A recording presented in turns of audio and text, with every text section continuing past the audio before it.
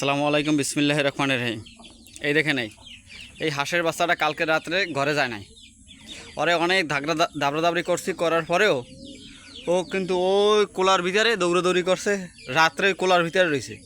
এখন এই সকালবেলা খিদে লাগছে, চলে এসেছে আইয়া ওই ঘরের ভিতরে যে হাঁসের বাচ্চা, এই সবগুলো ঘরের ভিতরে এখন পর্যন্ত ছাড়ি নাই। সকাল বাজে 8টা, ও এখন এই আইয়া ওই ঘরে ঢোকার দিনে পাগল হয়ে গেছে। কিন্তু ও এই 2 দিন ধরে এরকম করে, সন্ধ্যাবেলা সবাই ঘরে ঢোকে, ও যার রুমি করে।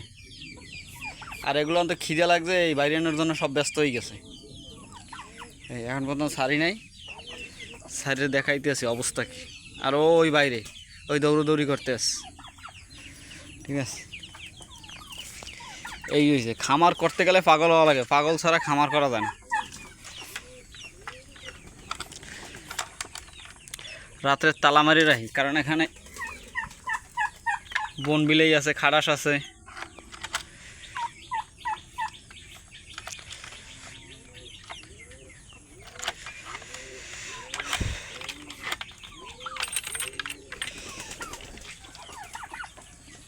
বাইরাও, আস্তে আস্তে বাইরাও, বাইরাও। মাশাল্লাহ, আমার টার্কিগুলো অনেক বড় হয়ে গেছে। আর এই ফার্মিগুলো অল্প দিনের ভিতরে মনে হয় ডিমে আসবে। এইটা হচ্ছে মোরগ। এই আয় আয়। আর এইটা হচ্ছে আমার সেই গলা ছিল সাদা মোরগ, দেশি মোরগ। আর এখানে হাঁসের বাচ্চা। হাঁসের বাচ্চায় বারবার আমি ব্যর্থ হয়েছি, বারবার। অন্তপাকে 100 ডিম উমান দিছি, এই পর্যন্ত মনে হয় 20-25টা বাচ্চা ফোটাইছে। প্রথম লটের বাচ্চা তো সব খাইয়ে ফেলাইছে, আর উনি এখন এই বাইরে দৌড়াদৌড়ি করতে আসছে। এই আর আমার এই কালা গলা ছিল মুরগিটা, এই যে মুরগিটা, এই মুরগিটা ডিমে আসছে। আর এই ফার্মি মুরগি আছে 2টা, কিনে আনছিলাম 6টার ভিতরে একদম মারা গেছে 2টা, একটা খাইছি। আর এখন বর্তমানে 3টে আছে। এই যাও বাইরাও, সকালবেলা বাইরাও। আর ওই সাদা মুরগিটার লাগে চীনা হাঁসের বাচ্চা ছিল, ওরে আলাদা সরাই দিয়ে চীনা হাঁসের বাচ্চা আমি বোর্ডিংয়ে অন্য জায়গায় বোর্ডিং করতে আছি। আর এই আমার কালা গলা ছিল মুরগিটা ডিম পাড়া শুরু করছে, অলরেডি 2টা ডিম পারছে, 2 দিনে 2টা ডিম পারছে।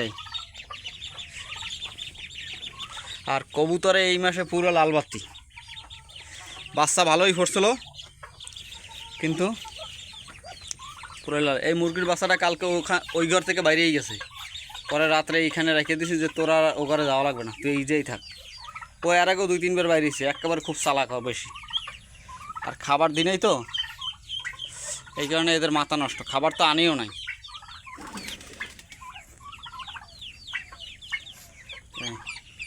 ওরা হাঁস এবং মুরগি একসাথে পালতে চান ভাই, হয় না। হাঁস মুরগি পালতে গেলে সম্পূর্ণ আলাদা লাগে, আলাদা জায়গা না হইলে হাঁস মুরগি পালা খুবই কষ্টকর। যেমন এই হাঁসের বাচ্চাগুলো প্রতিদিন মুরগিতে ঠোর হয়, এই কারণে ওরা ঘরে উঠতে চায় না।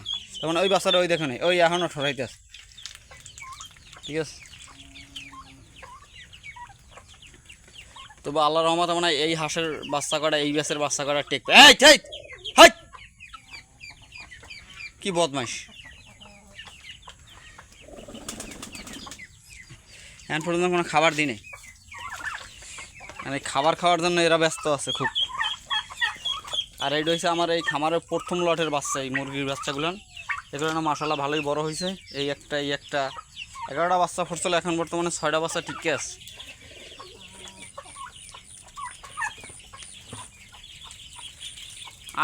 মুরগির লগে আর হাঁস একসাথে রাখা যায় না। এই টার্কি মুরগিগুলো অনেক জ্বালায়, এগুলো অনেক বড় হয়ে গেছে। এই একটা, আর এইটা হচ্ছে আমার সেই ফার্মি মুরগি, ফার্মির মোরগ। এটা হচ্ছে ফার্মির মোরগ।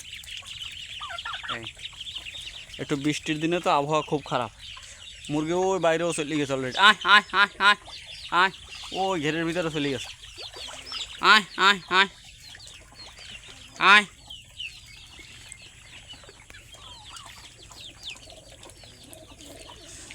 এখন এইগুলো অনেক খাবার দেবো, খাবার দিলে একেবারে খাবারের জন্য বিধি হয়ে যাবে। আমি খামারটা আস্তে আস্তে মাশাআল্লাহ ভালোই হইতে আছে। আমি মুরগির বাচ্চা ফোটানোর সাথে সাথে আলাদা করে দিই, কারণ আমার মুরগি কম তো, যার কারণে। এখন এই যে 3টেই মুরগি আছে, 3টা উমানে, এখন পর্যন্ত উমান ছাড়লে আবার ডিম পেড়া শুরু করবে। শুধু ওই একটা মুরগি ডিম পেড়তে আছে, কারণ ওরে আমি উমান দিই নাই। আর এই কটা মুরগির লেগে বাচ্চা ছিল, সব আলাদা করে দিছি। আজকে থেকে এটির আবার হ্যাঁ